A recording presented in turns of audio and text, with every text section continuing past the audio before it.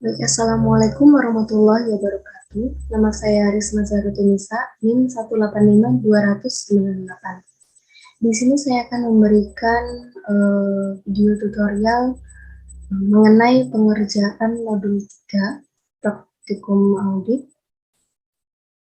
pemeriksaan atas siklus persediaan, penggudangan, dan pembayaran utang usaha. Nah, perlu diketahui, sebelum memulai mengisi kertas kerja pemeriksaan, kita baca terlebih dahulu semua informasi pada buku 1, modul 3, dan dokumen-dokumen yang telah disediakan atau diberikan oleh PT Subus secara menyeluruh yang terkait dengan persediaan, penggudangan, dan utang usaha.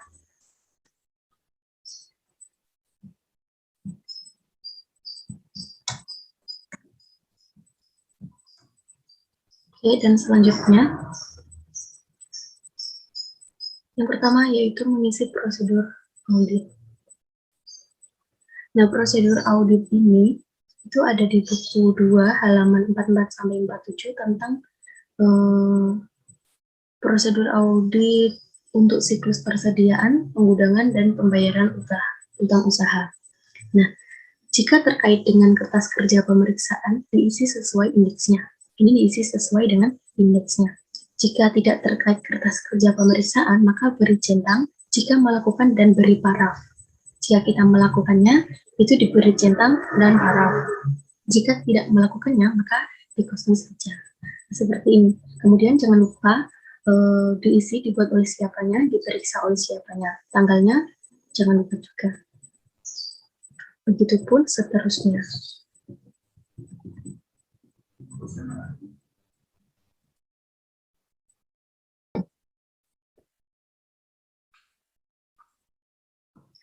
Baik, selanjutnya yaitu kita mengerjakan kertas kerja buku 2 halaman 48.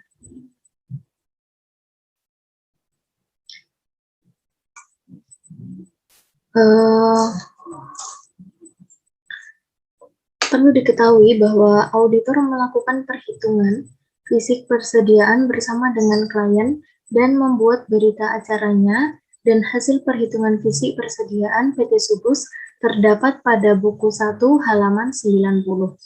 Pada buku 1 halaman 91 itu terdapat selisih yang terjadi dalam perhitungan fisik.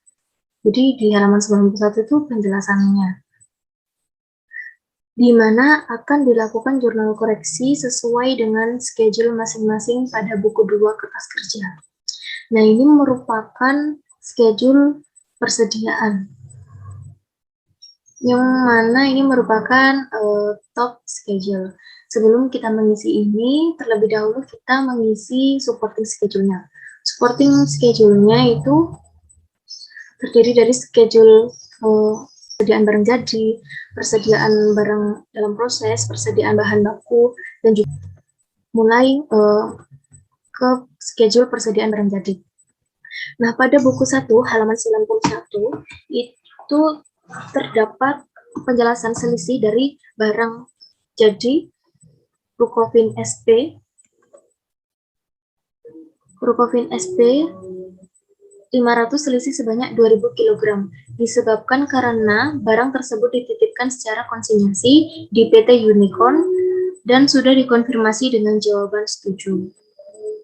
Nah, ini dikonsinyasi itu barangnya akan tetap jadi miliknya PT Subus, tetapi tidak ada di gudangnya PT Subus, melainkan di PT Unicorn.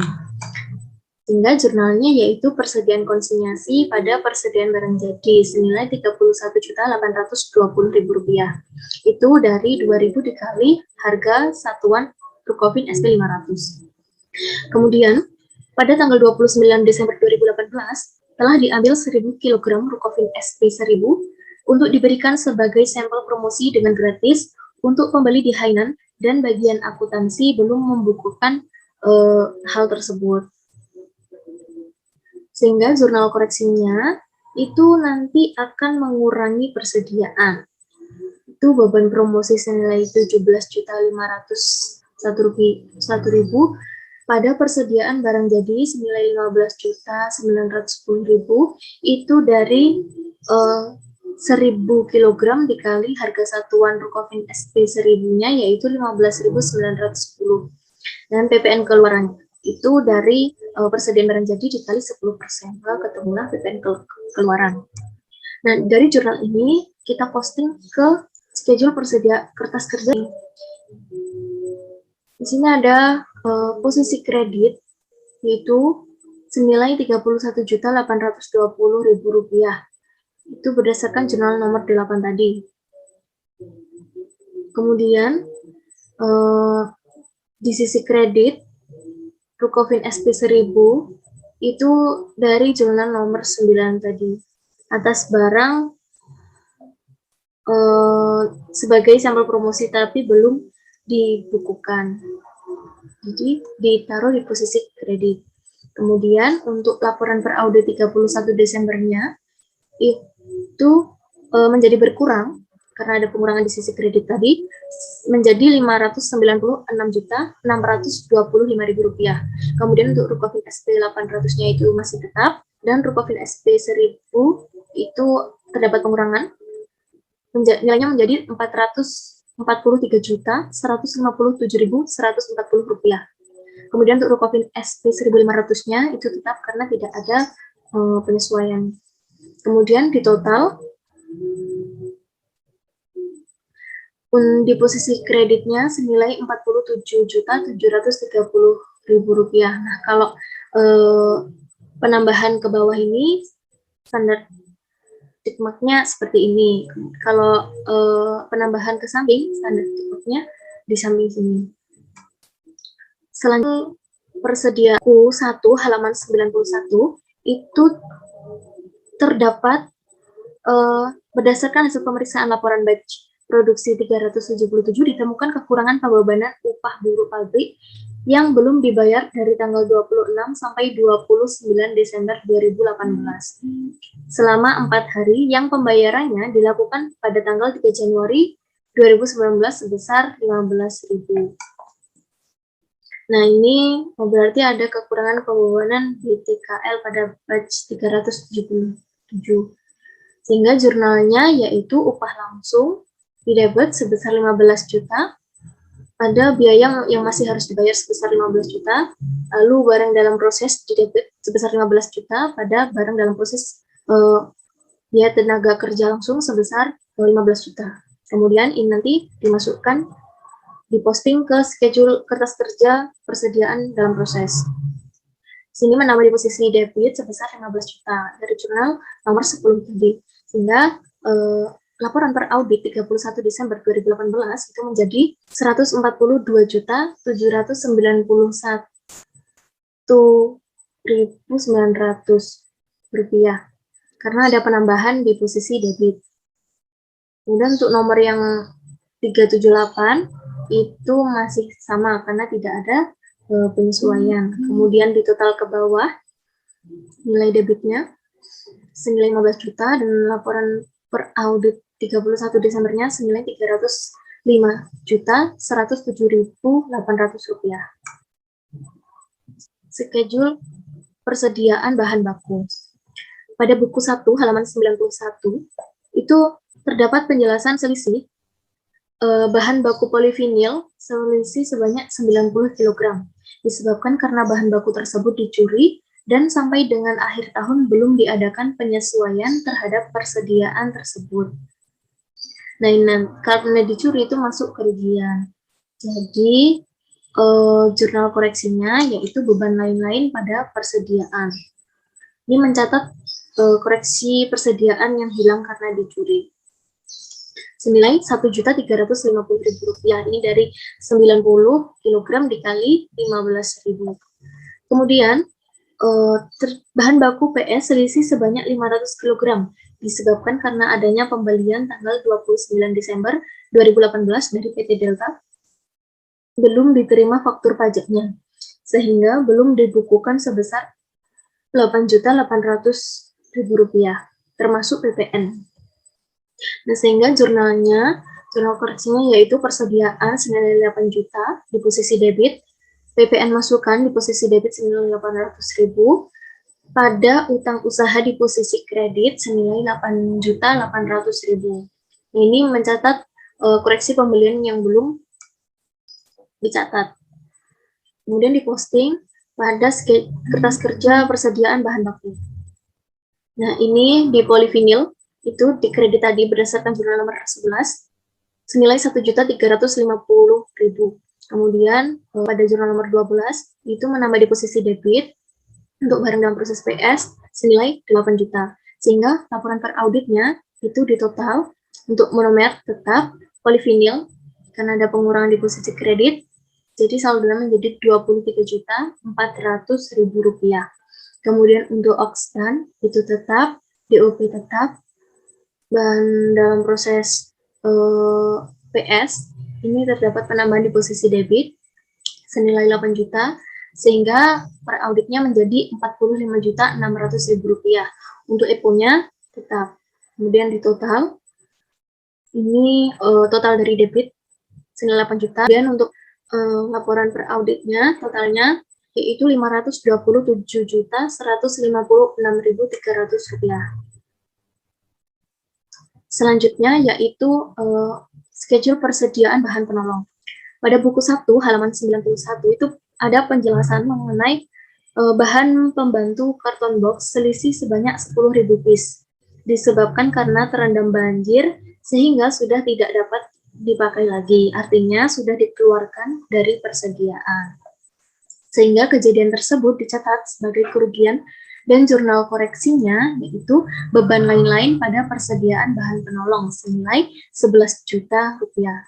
Ini koreksi untuk mencatat kerusakan bahan penolong yang disebabkan karena banjir.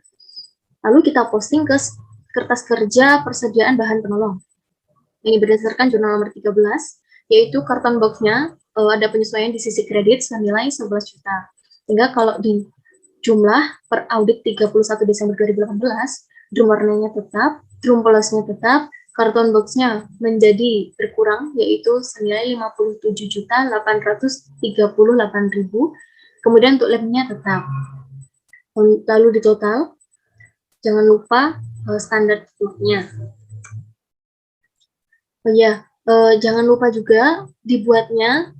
Ini dibuat oleh kita, nama kita sendiri, diperiksanya oleh Dimjati. Dimjati itu manajer keuangannya PT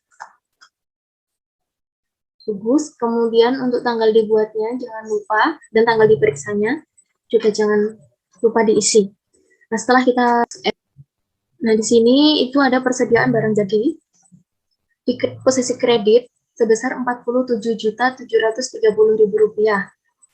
Kemudian persediaan barang dalam proses ada penyesuaian sebesar 15 juta di sisi debit. Kemudian ada persediaan bahan baku penyesuaian sebesar 8 juta di sisi debit dan di sisi kredit sebesar 1.350.000 rupiah. Kemudian untuk persediaan bahan penolong di sisi kredit sebesar 11 juta. Hingga kalau kita total ke samping di laporan per audit 31 Desember itu persediaan barang jadinya menjadi 1.730.350, maaf, 1.730 barang dalam prosesnya ada penambahan menjadi 305.107.800. Kemudian untuk persediaan bahan baku itu ada penambahan dan pengurangannya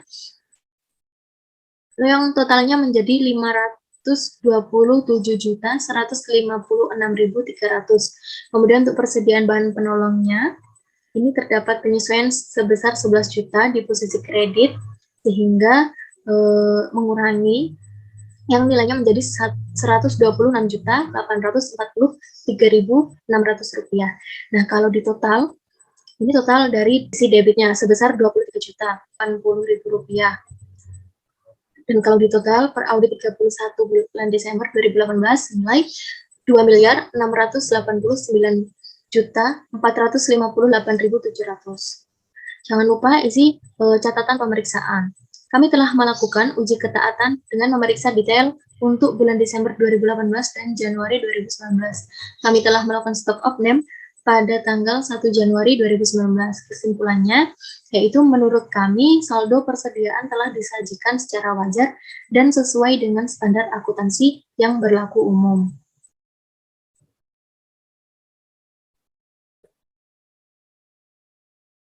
Nah, selanjutnya pada halaman pada buku 2 halaman 58, kita melakukan perhitungan fisik dan kartu untuk persediaan berdasarkan buku 1 halaman 90. Jika terdapat selisih, maka ditulis di kolom perbedaan dan diberi keterangan pada kolom keterangan.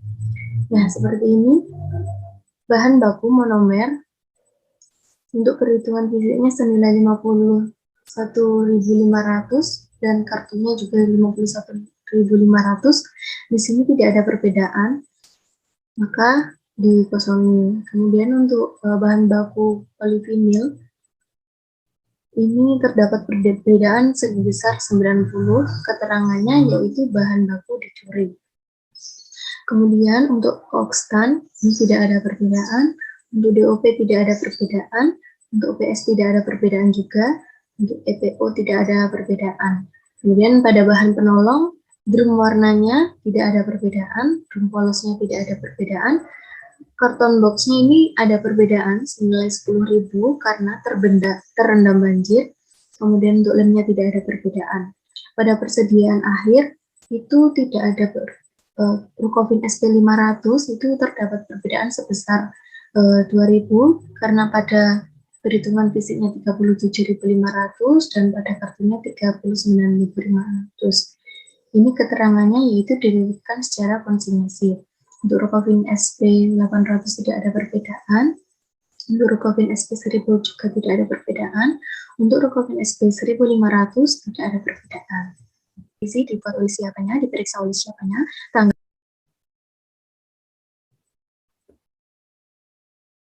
Selanjutnya yaitu kita melakukan uji transaksi pembelian pada buku 2 halaman 59 dengan melihat dokumen-dokumen pendukung pada buku 1 halaman 99 sampai 101.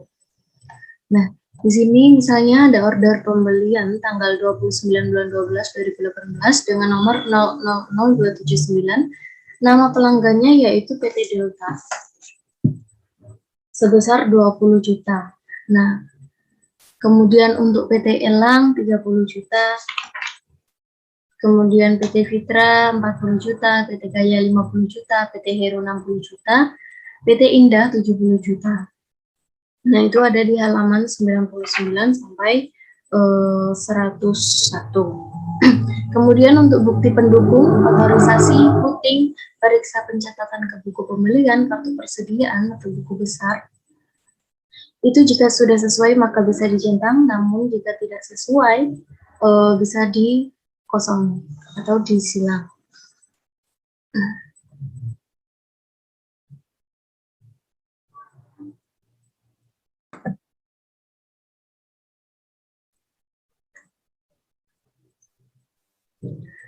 Selanjutnya yaitu kita mengisi schedule utang usaha. Untuk memulai pengujian kewajaran terhadap utang usaha, Saudari Olivia memberikan informasi rincian utang usaha per 31 Desember 2018 pada buku 1 halaman 92 sampai 93. Untuk menilai apakah utang usaha PT Suku sudah benar, maka dilakukan konfirmasi yang dikirimkan pada tanggal 14 Januari 2019 kepada para pemasok.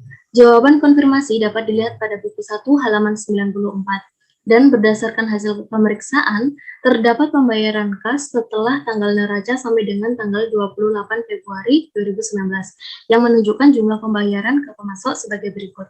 PT Delta senilai Rp30.800.000 dan PT Berkat sebesar Rp501.567.000. Nah, sebelum kita melakukan pengisian terhadap schedule utang usaha, maka kita perlu melakukan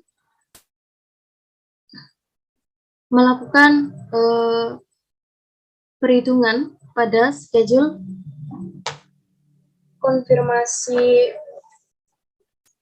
daftar konfirmasi dan pengeluaran setelah tanggal neraca pada buku 2 halaman 62 dan schedule ringkasan hasil konfirmasi positif utang usaha pada buku 2 halaman 63. Nah, data ini pada buku 2 halaman 62, datanya dapat dilihat pada buku 1 halaman 94.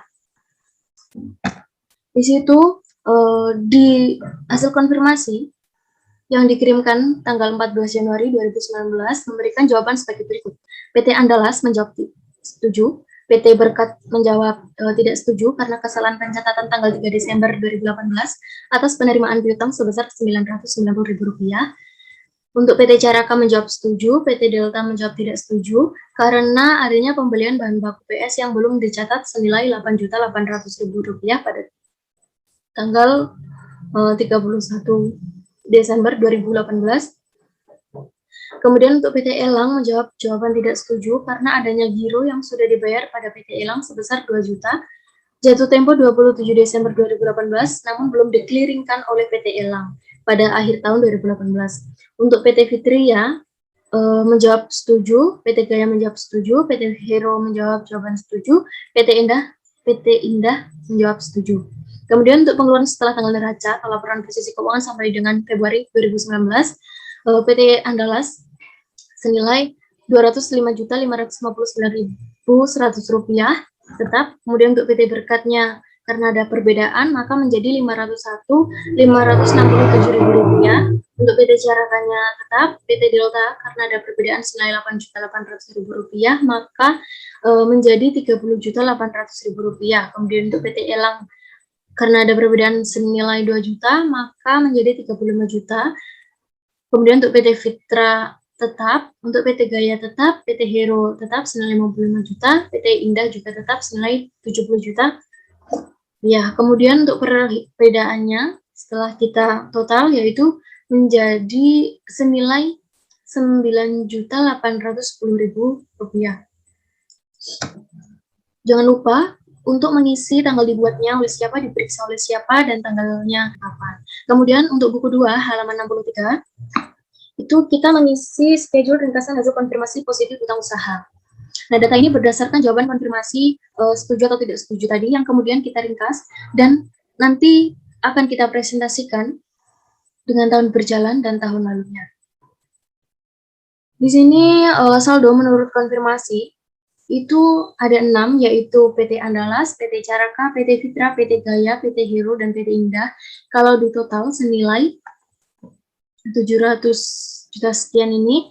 Kemudian untuk selisih yang dilaporkan ada 3, yaitu PT Berkat, PT Delta, PT Elang, senilai 557.577.000 rupiah.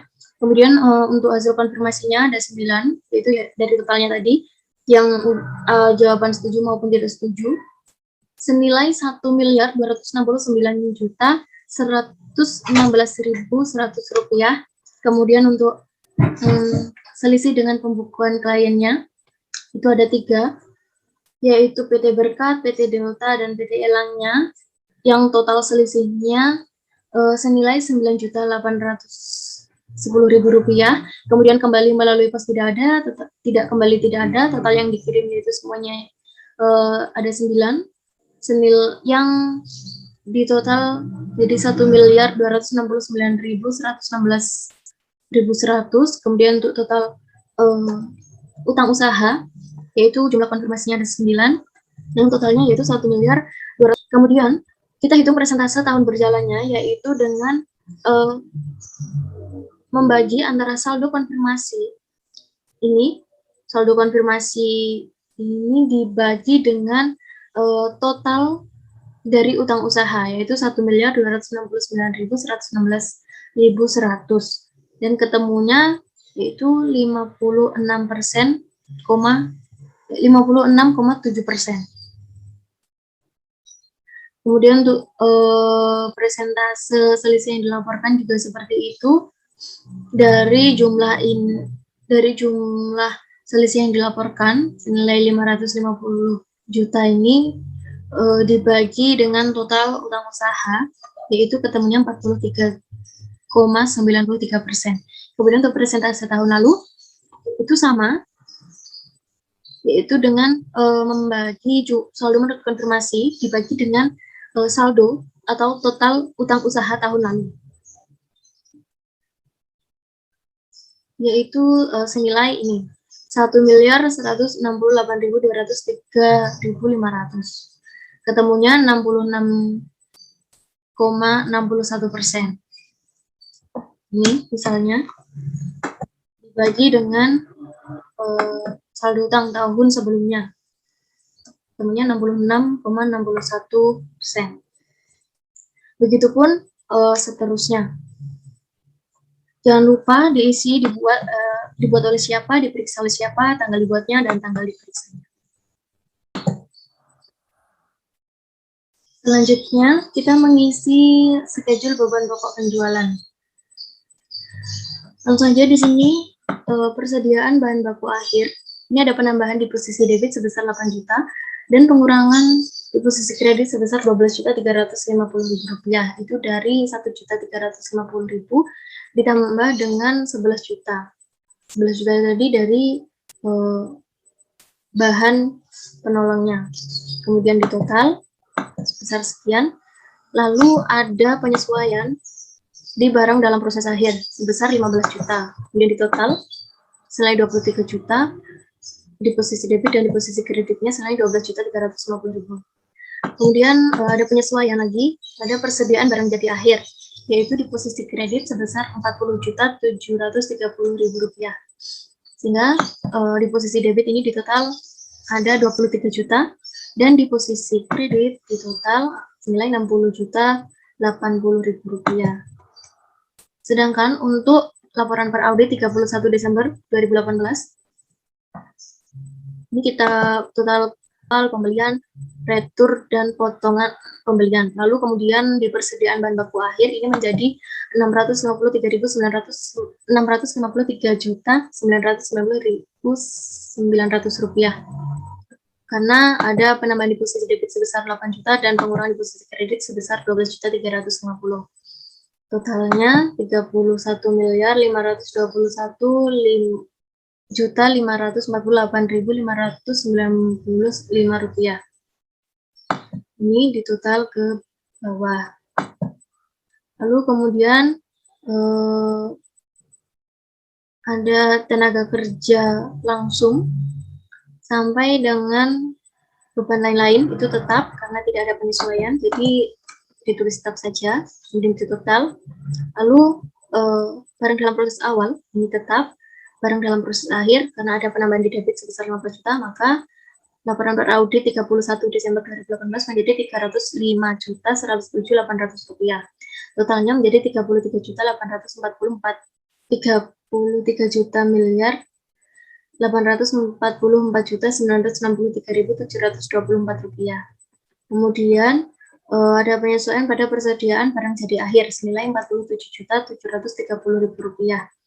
Sehingga totalnya pada persediaan barang jadi awal itu tetap, untuk persediaan barang jadi akhir menjadi 1.730.351 rupiah 51.000. Ini karena ada pengurangannya, itu senilai totalnya 33.248.927.959 rupiah. Jangan lupa untuk mengisi dibuat oleh siapa, diperiksanya oleh siapa.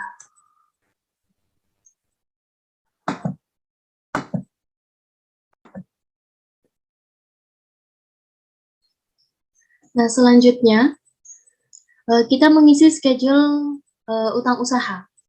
Schedule ini diisi berdasarkan schedule daftar konfirmasi dan pengeluaran setelah tanggal neraca dan schedule ringkasan hasil konfirmasi positif utang usaha yang telah kita kerjakan tadi.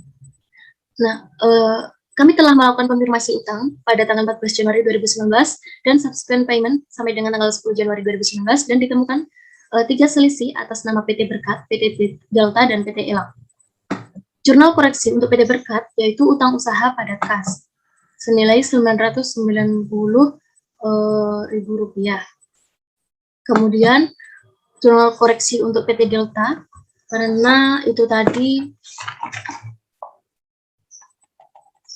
adanya pembelian bahan baku PS yang belum dicatat, maka jurnalnya yaitu persediaan senilai 8 juta, PPN masukannya 800.000, pada utang usaha 8.800.000. Kemudian untuk jurnal koreksi PT Elang, giro, karena adanya giro yang belum dikliringkan oleh PT Elang.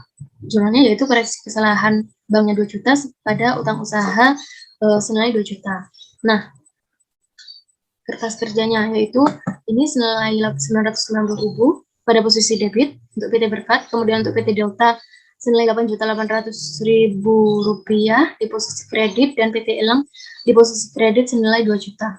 Kemudian kita jumlah ke samping. Untuk PT Andalas tetap. Kemudian untuk PT Berkat adanya pengurangan atas utang usaha tadi, sehingga nilainya menjadi Rp501.567.000. Untuk PT Caraka tetap, untuk PT Delta menjadi Rp30.800.000, untuk PT Fitra tetap, PT Gaya tetap, PT Hero tetap, dan PT Indah tetap. Kalau di total ke bawah, itu menjadi pada debitnya menjadi Rp990.000, dan posisi kreditnya totalnya menjadi Rp10.800.000. Kemudian untuk total per audit 31 Desember 2018 menjadi Rp1.278.926.100 Kemudian jangan lupa untuk kita kasih tick mark standar di bawahnya untuk penambahan atau pengurangan secara vertikal yang diletakkan di bawah angka. Kemudian kalau untuk di samping, tick marknya seperti ini. Kemudian jangan lupa dibuatnya oleh Siapsi. Begitupun untuk catatan pemeriksaan juga.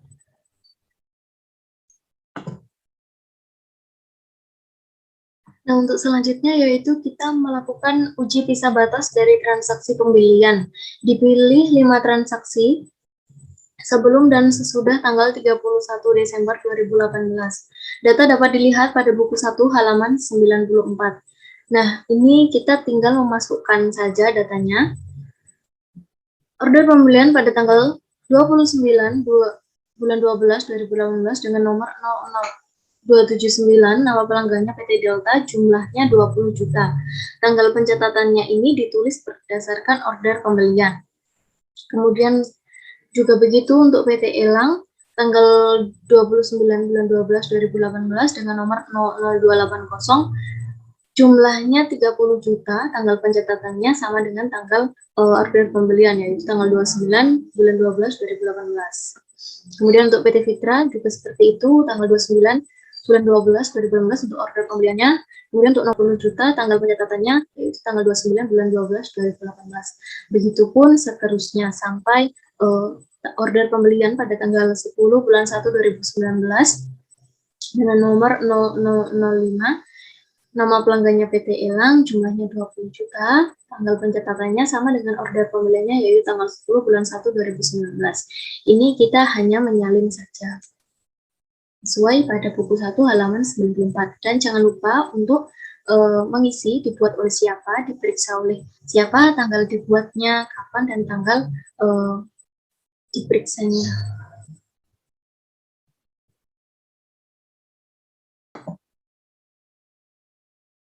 Baik, sekian dari saya.